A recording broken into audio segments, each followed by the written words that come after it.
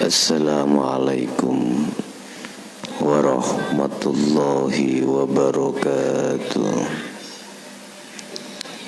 Alhamdulillahi rabbil alamin. Wa bihi nasta'inu ala umurid dunya waddin. Asyhadu an la ilaha illallah wa asyhadu anna Muhammadan abduhu wa rasuluh. Allahumma salli wa sallim wa barik alaihi wa ala alihi wa ashabihi ajma'in. Rabbi israh li sadri wa yassir li amri wakhlul 'uqdatam min lisani yafqahu qawli. Sadaqallahul azim. Amma ba'du. Bapak Ibu hadirin, saudara-saudaraku dimanapun Anda berada, setiap diri manusia itu ada yang namanya sifat basariyah. Apa sifat basariyah itu? Sifat yang melekat di dalam manusiawiyah. Lah, sifat manusiawiyah itu cenderung mencerminkan kepentingan pribadi yang bersifatkan minta yang enak-enak dan tidak mau yang tidak enak. Sifat di mana mementingkan keegoan diri sendiri, itu basariyah. Lah, sifat basariyah ini pasti terjadi pada diri setiap manusia. Manusia segala hal keinginannya, inginnya berhasil, sukses. Biasa gini itu.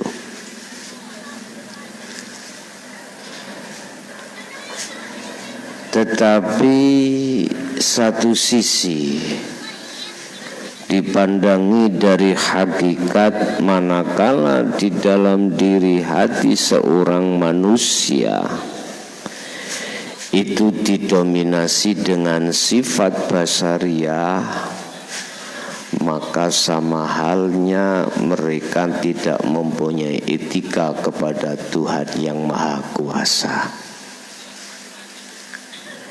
tidak mempunyai etika pada Allah, yang mestinya yang menjadi sifat wajibnya Allah itu kita rampas. Yang mestinya baju status itu milik Allah, kita rampas. Contoh, kehendak, keinginan di segala hal apapun. Di dalam sifat salah satu wajibnya Allah, mulai wujud sampai mutakaliman, itu ada sifat yang namanya irodah, kehendak, keinginan. Itu sudah menjadi sifat yang wajib berada pada diri Allah. Tidak boleh kita akui kalau itu adalah sifat kita sebagai makhluk. Makhluk itu diibaratkan seperti patung, ya. patung suwarun qaimatun, seperti patung yang berdiri tanpa bisa mempunyai hal apapun, tidak bisa bergerak, ya tidak bisa ruku, nggak bisa sujud, nggak bisa duduk, diem aja. Iku yang jadi sifat wajibnya makhluk seperti itu. Apa yang menjadi sifat wajibnya Allah, itu menjadi sifat mokhalnya manusia atau makhluk. Kebalikannya, apa yang menjadi sifat wajibnya makhluk, itu menjadi sifat mokhalnya Allah. Contoh tadi kehendak.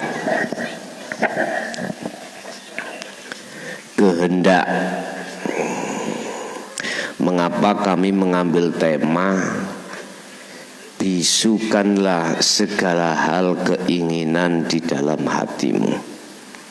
Ini supaya Anda mempunyai etika pada Allah, supaya Anda sebagai manusia itu tidak terhukumi telah merampas sifat wajibnya Allah, walaupun secara fisik kayaknya kehendak kita. Contoh, tadi kita mempunyai keinginan untuk bertausiah jam 18 WIB 18.00 WIB, padahal biasanya jam 16.00 WIB. Oleh karena ada sesuatu hal, keinginan itu dirubah. Yang asalnya jam 16.00 WIB dipindah menjadi jam 18.00 WIB, waktu Indonesia bagian barat. Nah, yang mempunyai keinginan, kehendak ini siapa? Yang mempunyai buku catatan ini siapa? Tergantung Anda kalau melihat dari si syariat, sifat basariyah seperti kehendak saya. Dikarenakan ada sesuatu hal sehingga terpaksa dimundurkan dari 16 menjadi 18. Tetapi kalau kita memandang dari sisi hukum hakikat, siapa yang punya kehendak? Allah tahu. Mengapa segala hal keinginan di dalam hati ini harus kita bisukan? Maksud dibisukan adalah tidak boleh diakui segala hal keinginan itu keinginan makhluk. Tidak boleh. Ini kalau panjenengan akan paham manakala sudah hati diletakkan Allah di ahli syuhud. Tentunya Anda sudah dibimbing Allah beberapa ilmu untuk menjadi golongan ahli syuhud. Bapak Ibu, bukan maksudnya membisukan hatimu sudah diem, wis gak mempunyai maksud apa-apa. Bukan begitu maksud saya. Silakan muncul kehendak keinginan apapun di dalam hatimu, kamu harus tajalikan. Nah inilah maksud saya dalam satu tema, bisukanlah segala keinginan di dalam hatimu supaya hatimu mudah ma'rifat pada Allah Subhanahu wa ta'ala. Mungkin bisa didukung dengan beberapa ayat kalau semuanya itu milik Allah.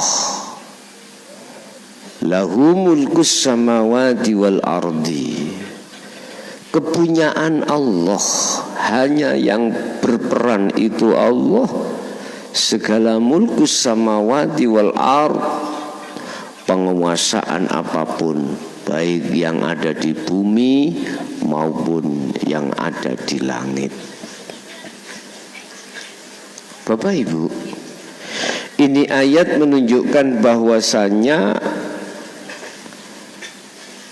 mengukuhkan manusia tidak mempunyai kehendak apapun, hanya Allah. Manusia tidak memiliki kekuatan apapun kecuali Allah. Manusia tidak memiliki hal-hal yang bersifat manfaat dan mendatangkan satu mudarat kecuali Allah Subhanahu wa ta'ala.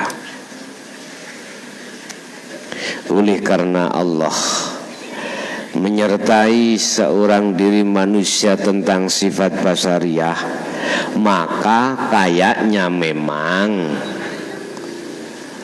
kita memiliki kehendak, keinginan, segala apapun kayaknya. Tetapi manusia yang mempunyai etika pada Tuhannya, maka manusia itu harus mentajalikan atas segala keinginan apapun. Ini yang kami maksud membisukan keinginan, segala hal keinginan di dalam hatimu.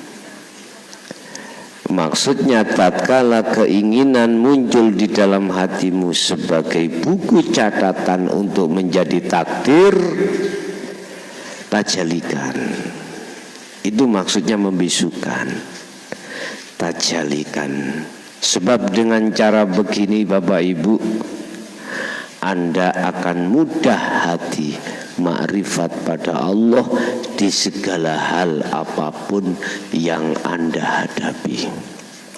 Bapak Ibu hadirin, saudara-saudaraku dimanapun Anda berada, itulah sedikit ilmu yang bisa kami sampaikan, mudah-mudahan bermanfaat.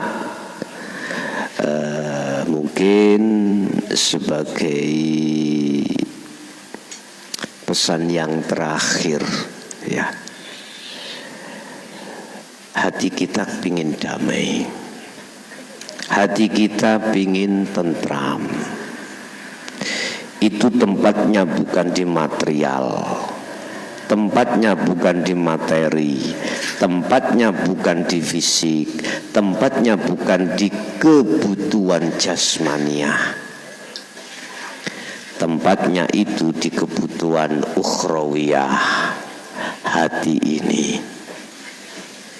Begitu juga negara. Negara sekarang ada pesta demokrasi besok itu, ya. Kita ingin memiliki satu pemimpin yang amanah, pemimpin yang hatinya ukurannya tidak urusan duniawiyah, pemimpin yang hatinya ukurannya bukan materialis, tetapi pemimpin yang ukurannya hati selalu menjunjung tinggi nilai-nilai ubudiyah pada Allah Subhanahu wa ta'ala, sesuai dengan apa yang telah diajarkan oleh Allah lewat Rasulullah Sallallahu Alaihi Wasallam. Ambillah pemimpin yang amanah, bukan pemimpin yang di situ semua diukur dari uang, diukur dari harta benda. Jangan. Mereka itu tidak bukan termasuk golongan yang dermawan. Mereka bukan termasuk golongan orang-orang yang loman, sahi, tidak. Mereka termasuk keterpaksaan melakukan hal itu dengan tujuan yang amat kurang pantas menurut agama. Rosi wal murtasi finnar. Siapa yang diberi dan siapa yang memberi tidak karena Allah, semuanya itu tempatnya bukan di surga tapi di neraka. Oleh sebab itu Bapak Ibu, sekali lagi tolong, khususnya masyarakat saya sendiri, carilah satu pemimpin yang berakhlakul karimah. Sedikit mudah-mudahan bermanfaat. Ihdinas siratal mustaqim.